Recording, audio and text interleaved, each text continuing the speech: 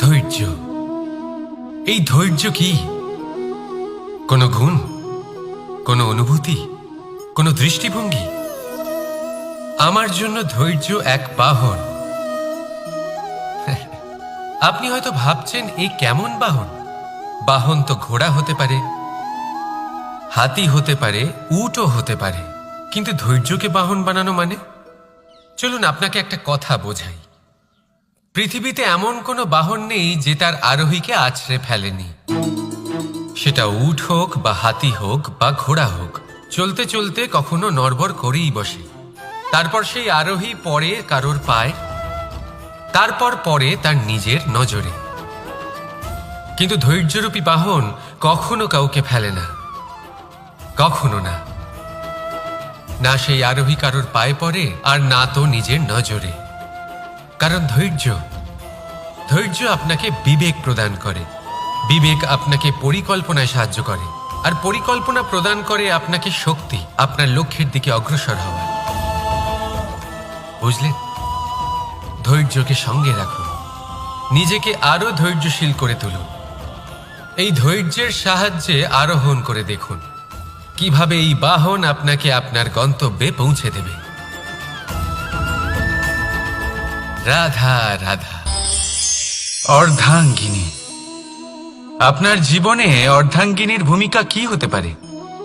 আপনি বলবেন সেরকমই যেমন আমার জীবনে রুক্মিণীর ভূমিকা। এটা সত্যি, কিন্তু এটাও সত্যি কথা যে আমার আর রুক্মিণীর এই সম্পর্ক, তাকে আরো গভীর করার জন্য অত্যন্ত প্রয়োজনীয় হলো আমরা প্রথমে বন্ধু হই। একজন ভালো স্বামী বা স্ত্রী হবার প্রথম পদক্ষেপ বন্ধুত্ব, অর্থাৎ সখা প্রেম।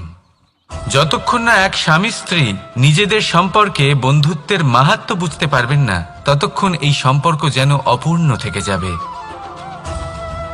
আর তারপর এই সম্পর্কে জন্ম নেয় সেই অনুভূতি, যেমন অধিকার, যেমন অভিমান।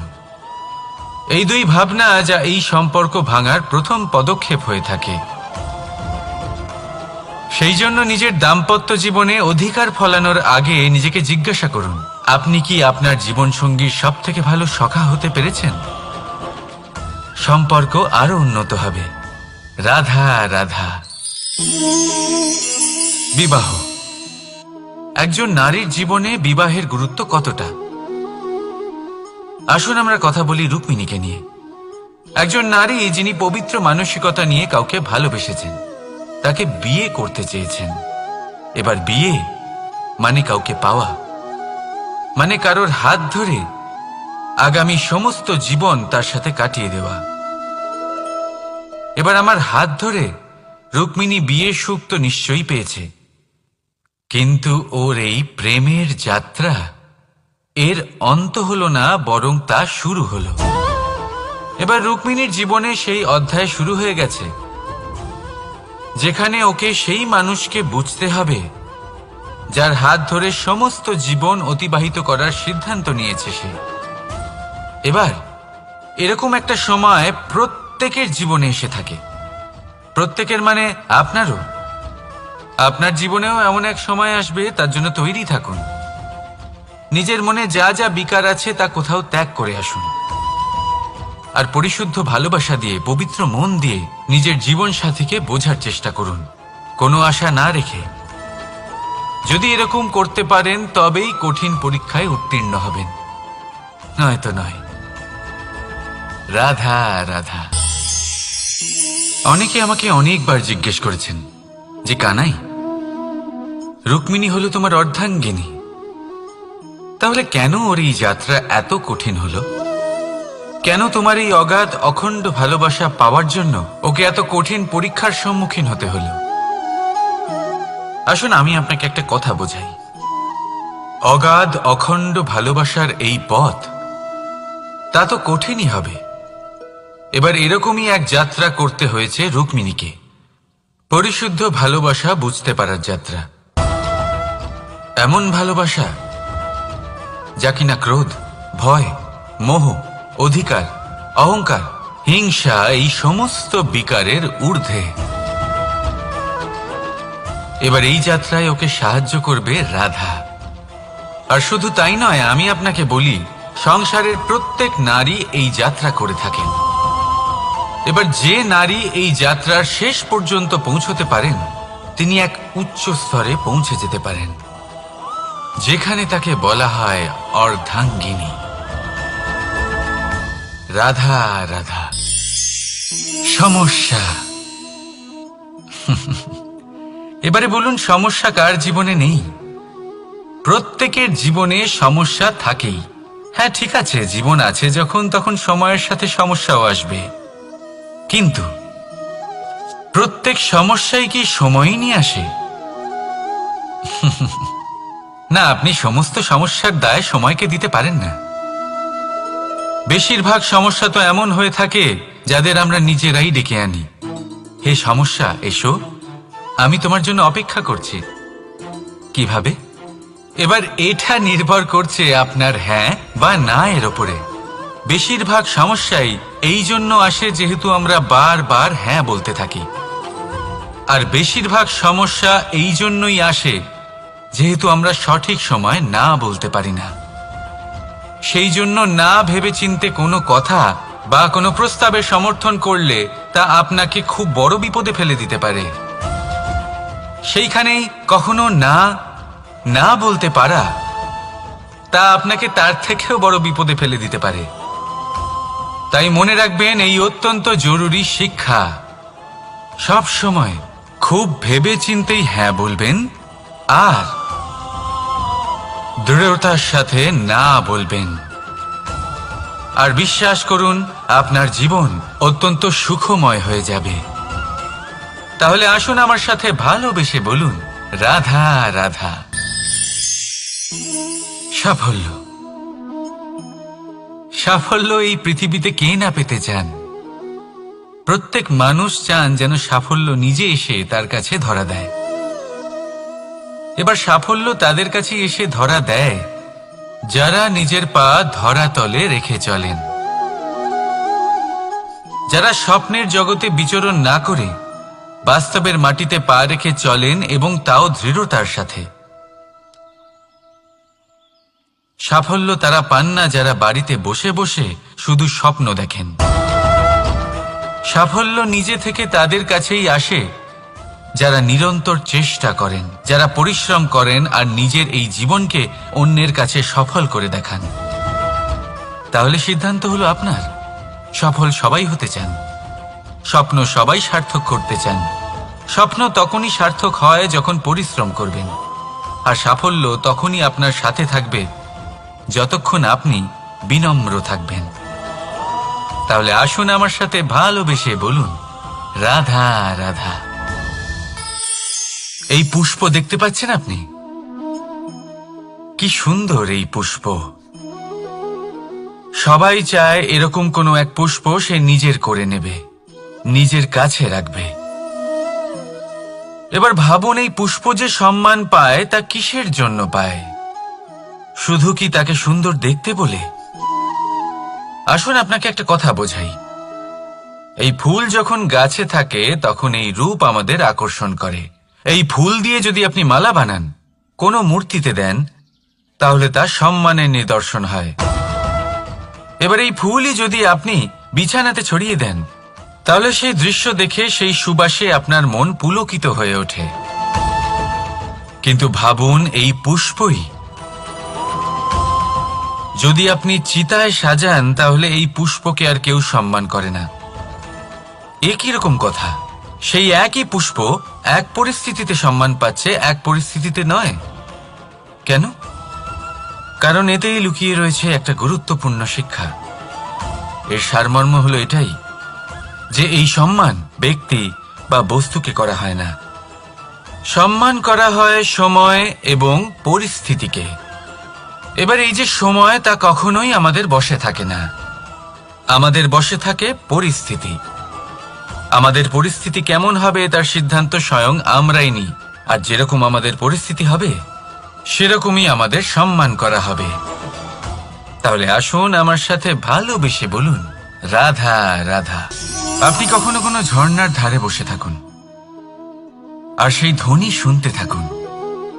আহা হা হা, সেই ধ্বনি মনকে শান্ত করে দেয়, আমাদের মধ্যে এক আনন্দের সঞ্চার করে। একেই আমি বলি নৈসর্গিক সঙ্গীত। কখনো ভেবে দেখেছেন এই সঙ্গীত উৎপন্ন করার জন্য জলকে কত পরিশ্রম করতে হয়, কি না করতে হয়? ভেবে দেখুন সেই জল কোথা কোথা থেকে পড়েছে, কত কত পাথরের সাথে ধাক্কা খেয়েছে, কত তীক্ষ্ণ পাথরের সাথে সম্মুখীন হয়েছে, তাকে কিভাবে পার করেছে, নিজের শরীরের সাথে লেগে থাকা সেই পাথরের সাথে কিভাবে সংঘর্ষ করেছে, কিভাবে সামনে এগিয়েছে। ভাবুন, এই সব কিছু হওয়ার পরেই সেই সঙ্গীত উৎপন্ন হয়েছে।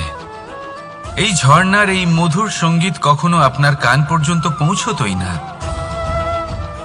যদি সেই জলের বিরোধিতা করার জন্য সেই পাথর না থাকতো। এর সারমর্ম কি হতে পারে? সারমর্ম হলো একটাই, এই সব বাধার সম্মুখীন হন, এদের থেকে দূরে পালাবেন না, কারণ এই বাধা হলো নৈসর্গিক। সবার জীবনে এই বাধা রয়েছে, তার সম্মুখীন হন, জীবনের সামনে এগোন। আর আপনিও নিজের ভেতর থেকে সৃষ্টি করুন এই নৈসর্গিক সঙ্গীত, আর এই সংসারে ছড়িয়ে দিন শান্তি আর প্রসন্নতা। রাধা রাধা। সংসারে নিয়তি অনেক কিছু নির্ধারণ করে, যেমন প্রত্যেকটি জিনিসের সীমারেখা। শরীরের মধ্যে থাকা জল, তার মাত্রাও এই নিয়তি নির্ধারিত করে রেখেছে। কি করে?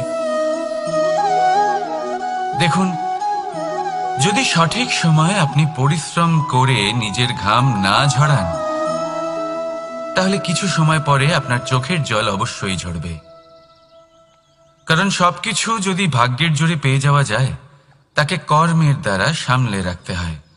যদি পরিশ্রম করতে থাকেন, তাহলে যা পেয়েছেন তা সামলে রাখতে পারবেন, আর যা যা আপনি পেতে চান তা অবশ্যই পাবেন। কিন্তু যদি পরিশ্রমের থেকে দূরে থাকেন, তাহলে যা পেয়েছেন তা তো হারিয়ে ফেলবেনই, আর যা পেতে চান তার তো কোনো প্রশ্নই ওঠে না, আর বয়ে যাবে শুধুমাত্র অশ্রু। এবার সিদ্ধান্ত আপনার। কি ঝরাতে চাইবেন আপনি? ঘাম নাকি অশ্রু? রাধা রাধা। এই জীবনে মানুষ শুধু তিনটি জিনিসের পেছনে ছোটে: ছায়া অর্থাৎ সঙ্গী সম্মান, কায়া অর্থাৎ সুন্দর বলিষ্ঠ শরীর, আর তৃতীয় হল মায়া অর্থাৎ ঐশ্বর্য। এবার অবাক করার মতো বিষয় হলো, সময় এলে পরে এই তিনটি বস্তুই সবার আগে আপনাকে ত্যাগ করে। অন্ধকারে ছায়া আপনাকে ত্যাগ করে, বার্ধক্যে কায়া আপনাকে ত্যাগ করে, আর অন্তিম সময়ে মায়াও আপনাকে ত্যাগ করে। এগুলো কিছুই কাজে আসে না যার পেছনে আপনি সারা জীবন দৌড়েই যাচ্ছিলেন। যদি কিছু কাজে লাগে, তা হলো আপনার প্রেমপূর্ণ ব্যবহার যা আপনি সংসারকে দিয়েছেন। এ হলো সেই প্রেম যা অন্ধকারে প্রদীপ হয়ে আপনাকে আলো দেবে। এ হলো সেই প্রেম যা বার্ধক্যে হাত রূপে আপনাকে শক্তি দেবে, সহায়তা করবে। আর যখন আপনার কাছে অর্থ থাকবে না, তখন এই প্রেমই আপনাকে সামর্থ্য যোগাবে।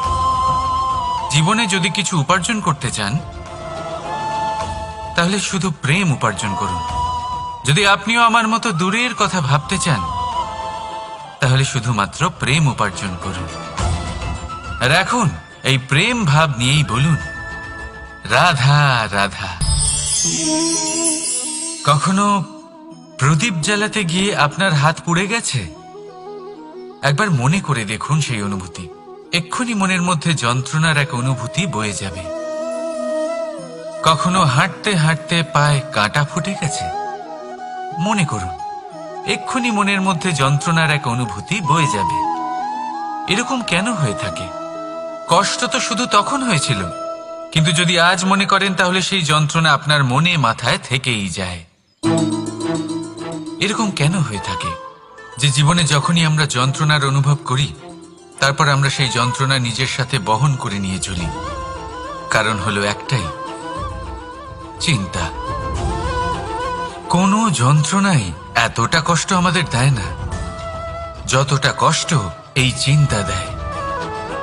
তাহলে এই চিন্তা ত্যাগ করুন আর ভাবুন যে কিভাবে নিজেকে সবসময় আনন্দে রাখা যায়। আর অতীতকাল এবং ভবিষ্যতের চিন্তা ছেড়ে দিন, এই বিষয়ে ভাবাই ছেড়ে দিন। শুধুমাত্র এটা ভেবে নিন যে আজ আমায় নিজেকে আনন্দে রাখতে হবে, যে করেই হোক। এটা করা শুরু করে দিন। তারপর আপনি দেখবেন আপনার কাল, পরশু, পরের সপ্তাহ, সমস্ত মাস, সমস্ত বছর, পরের বছর, সম্পূর্ণ জীবন আপনি শুধুমাত্র প্রসন্নতাই পাবেন। এবার আসুন এই প্রসন্নতার সাথেই বলুন, রাধা রাধা। কখনো ভেবে দেখেছেন আমরা জিহ্বার সাথে সাথে কান কেন পেয়েছি? এবার আপনি বলবেন, এ তো সহজ কথা, যাতে আমরা কথা বলার সাথে সাথে শুনতেও শিখি। এবারের আরো একটা গুরুত্ব আছে। আগে আমাকে বলুন, নিজের প্রশংসা শুনতে কার না ভালো লাগে? সবারই ভালো লাগে। এটাই হলো মূল কথা। যদি এই কান দিয়ে আপনি নিজের প্রশংসা শুনতে চান, তাহলে সর্বপ্রথম এই জিহ্বা দিয়ে অন্যের প্রশংসা করতে শিখুন। এবার প্রশংসার বিষয়ে একটা অত্যন্ত গুরুত্বপূর্ণ কথা আপনাদের বলি। কখনো যদি কারোর প্রশংসা আপনি করেন, তাহলে সবার আগে সেই ব্যক্তির উৎসাহ বেড়ে যায়। আর তারপর নিজে যদি ভেবে দেখেন, তাহলে নিজের মনেও সন্তুষ্টি আর প্রশান্তি চলে আসে। আর একবার যদি এই মন প্রশান্তিতে ভরে যায়, তারপরে কেউ প্রশংসা করুক বা না করুক, কিচ্ছু যায় আসে না। সেই জন্য সবসময় অন্যের সম্মান করবেন, স্নেহ করবেন, প্রশংসা করবেন, সুখ ভাগ করে নেবেন। যার মধ্যে যেটা ভালো আছে তা বলুন, তাকে মনে করান তিনিও ভালো, তার উৎসাহ বাড়িয়ে তুলুন। তিনি জীবনে সামনে এগোবেন, আর এই ব্রহ্মাণ্ড আপনাকে কখনো পিছিয়ে থাকতে দেবে না। রাধা রাধা। সত্য এবং অসত্য দুটোর মধ্যে পার্থক্য কি আছে? পার্থক্য হলো অ অক্ষরটার। এবার অ দিয়ে হতে পারে আরম্ভ, অ দিয়ে হতে পারে অন্ত। সত্য হলো সেটা যেখানে সমস্ত পথের আরম্ভ হয়, অসত্য সেটা যেখানে সমস্ত পথের শেষ হয়। এবার এরা চলতে হয়তো পারে না, কিন্তু তাও ছাপ রেখেই যায়। সত্য সেই ছাপ রেখে যায় যা একটা উজ্জ্বল উৎকৃষ্ট উদাহরণ হতে পারে, আর অসত্য সেই উদাহরণ তৈরি করে যা একটা কলঙ্কিত ইতিহাস তৈরি করে। এখন আপনি আগামী সময়ের জন্য কেমন ছাপ রেখে যাবেন, এই সিদ্ধান্ত পুরোপুরি আপনার। রাধা রাধা। চলুন একটা প্রশ্ন করি। কোনো মানুষকে জিজ্ঞাসা করবেন যে সে মূর্খ, অলস, বিবেকহীন, অসফল, এইসব বিশেষণ দিয়ে নিজেকে পরিচিত করতে চাইবে? না। কাউকে জিজ্ঞাসা করুন, আপনি কি মূর্খ? না। আপনি কি অসফল হয়েছেন? না। আপনি কি বিবেকহীন? না। এবার বলুন, আপনি জীবনে মূর্খ ও বিবেকহীন হবার জন্য কোনো ভালো পরিকল্পনা বানিয়েছেন? উত্তর পাবেন না। কারণ কোনো পরিকল্পনা বানানো হয় না যাতে আপনি মূর্খ বা অসফল হন। মানুষ মূর্খ বা অসফল তখন হন যখন কোনো পরিকল্পনাই থাকে না। দেখুন, একটাই ছোট জীবন, তাকে স্থির করুন যাতে অনেক বেশি সংখ্যক মানুষকে আপনি জুড়ে রাখতে পারেন, অনেক বেশি শান্তি পেতে পারেন, অধিকতর সাফল্য লাভ করতে পারেন, বেশিরভাগ মানুষের পথপ্রদর্শক হয়ে তাদের মঙ্গল করতে পারেন। অসফল হয়ে বাড়িতে বসে থাকার চেয়ে ভালো হলো যে আপনি একটা পরিকল্পনা করে অসফল হন, কারণ তখন আপনার কাছে আরো একটা বিকল্প থাকবে, একটা নতুন পরিকল্পনা বানানোর, তাকে সার্থক করার। কারণ এমন কোনো পরিকল্পনা তো অবশ্যই থাকবে যা আপনাকে আপনার লক্ষ্যে পৌঁছে দেবে, তাই তো? রাধা রাধা। সূর্য কারোর জন্য হলেন শক্তিদাতা ঈশ্বর, আবার কোনো প্যাঁচার জন্য হলো চোখ বন্ধ করে দেওয়ার মতো তীব্র আলো। নদী কারোর জন্য হলো তৃষ্ণা মেটানোর স্রোত, আবার কারোর জন্য বন্যারূপী বিনাশকারী আশঙ্কা। সাগর কারোর জন্য হলো নোনা জলের ভাণ্ডার, আবার কারোর জন্য অগন্তি প্রাণী জগতের সম্ভার। প্রশ্ন হলো, প্রত্যেক ব্যক্তির জন্য প্রত্যেক অনুভূতি বা বস্তুর সারমর্ম আলাদা কেন হয়ে থাকে? যা কারোর জন্য হলো বিষ, তা অন্য কারোর জন্য অমৃত কেন? যা কারোর জন্য অমৃত, তা অন্যের জন্য বিষ কেন? উত্তর বড়ই সোজা। আমরা বস্তু বা অনুভূতিগুলিকে সেভাবে দেখি না যেরকম তা হয়ে থাকে। আমরা বস্তু বা অনুভূতিকে সেভাবে দেখি যেরকম আমরা হয়ে থাকি। এবার এর উপায় কি হতে পারে? নিজেকে পরিশুদ্ধ করুন, সব কিছুই শুদ্ধ হবে। রাধা রাধা। প্রেম, ঘৃণা, এই দুই হলো একই শব্দ। কিভাবে? দেখুন না, দুটোতেই আড়াই অক্ষর রয়েছে। দুটোই হলো সেই অনুভূতি যা আমাদের মনের সাথে জড়িত, আর এই দুই অনুভূতির সাথেই জড়িত মানুষ আমাদের জন্য গুরুত্বপূর্ণ। পার্থক্য শুধু এটাই যে প্রেম পায় সম্মান আর ঘৃণাকে করা হয় অবজ্ঞা। এরকম কেন? কারণ প্রেম হলো সেই অনুভূতি যেখানে মানুষ সব কিছু দিয়ে দিতে চায়, সব কিছু লুটিয়ে দিতে চায়। সেখানে ঘৃণা হলো এমন অনুভূতি যেখানে মানুষ সব কিছু কেড়ে নিতে চায়, সব কিছু জিতে নিতে চায়। তাও প্রেমের অনুভূতি কখনো আপনাকে হারতে দেয় না, আর ঘৃণার অনুভূতি কখনো আপনাকে জিততে দেয় না। এবার কি করবেন আপনি? একটাই জীবন। ঘৃণার সাথে বাঁচবেন নাকি প্রেমের সাথে? আমি তো প্রেমকেই চয়ন করব। রাধা রাধা।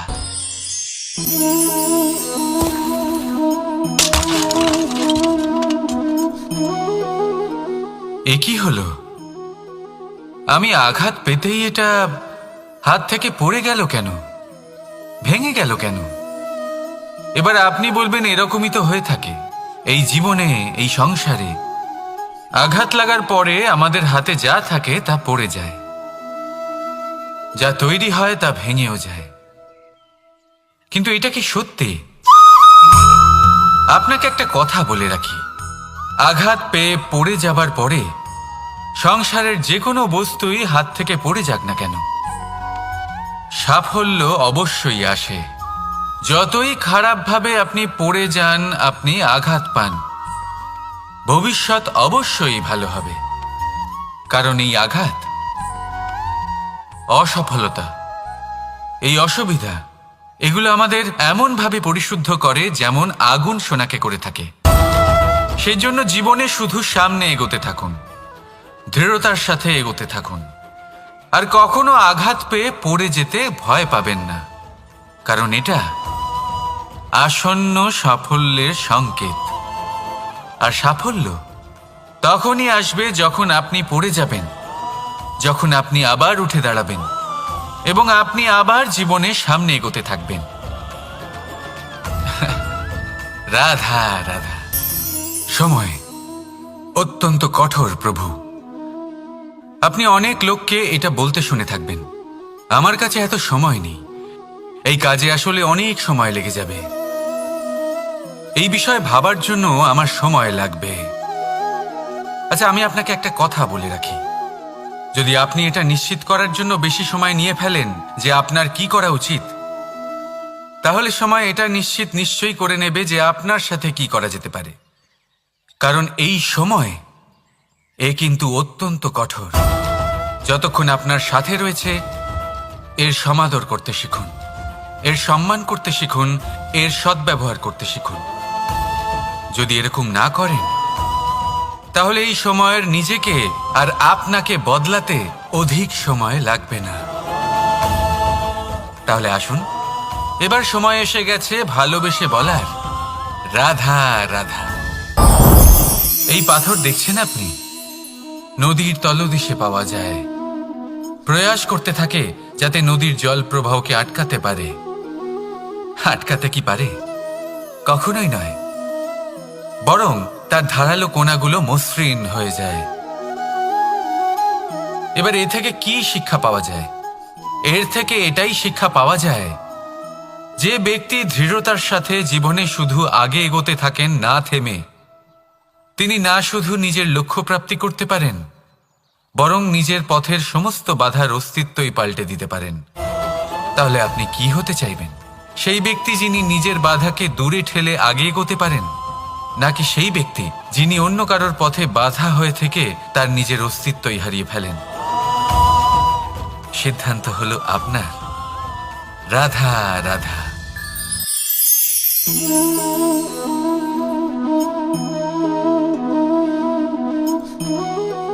এই শুকনো পাতা দেখতে পাচ্ছেন? এটা কখনো গাছের ডালে ছিল, সবুজ তরতাজা, বৃক্ষকে পুষ্টি দান করত। কিন্তু যেই এটা শুকিয়ে গেল, যেই ও পুষ্টি সরবরাহ করা বন্ধ করে দিল, ওকে ফেলে দেওয়া হলো। এবার আপনি বলবেন, এটাই তো হলো সত্যি, এটাই তো হলো সংসারের তিক্ত সত্যি। এই সংসার ততক্ষণ পর্যন্তই আপনাকে নিজের সাথে রাখবে যতক্ষণ আপনি নিজেকে উপযুক্ত বানিয়ে রাখতে পারবেন। আমি এটা বলবো না যে এটা হলো মিথ্যে, কিন্তু এটা অবশ্যই বলবো যে এটা সম্পূর্ণ সত্যি নয়। সম্পূর্ণ সত্যি হলো এটাই যে যদি আপনি চান তাহলে চিরকালের জন্য সংসারকে পুষ্টি দান করতে পারেন, আর চিরকালের জন্য সংসার আপনাকে নিজের সঙ্গে রাখতে পারে। কিভাবে? এই শুকনো পাতার উদাহরণই আপনাকে দিচ্ছি। এই শুকনো পাতা প্রথমে টুকরো হবে, তারপরে বৃষ্টির জলের সাথে গলে যাবে, তারপর সার হবে, তারপর সেই বৃক্ষের গোড়াতেই সমাহিত হবে, একটা নতুন অঙ্কুরকে একটা নতুন জীবন দেবে। তাহলে আপনি ভাবুন, আপনি নিজের জীবনের সাথে কি করতে চান? যদি কখনো আপনি পড়ে যান, অসফল হয়ে থাকেন, তাহলে আপনি কি এই উৎসাহ হারিয়ে ফেলবেন, নাকি আবার উঠে দাঁড়াবেন আর আবার এক নতুন সংসারের রচনা করবেন? সিদ্ধান্ত আপনার। রাধা রাধা।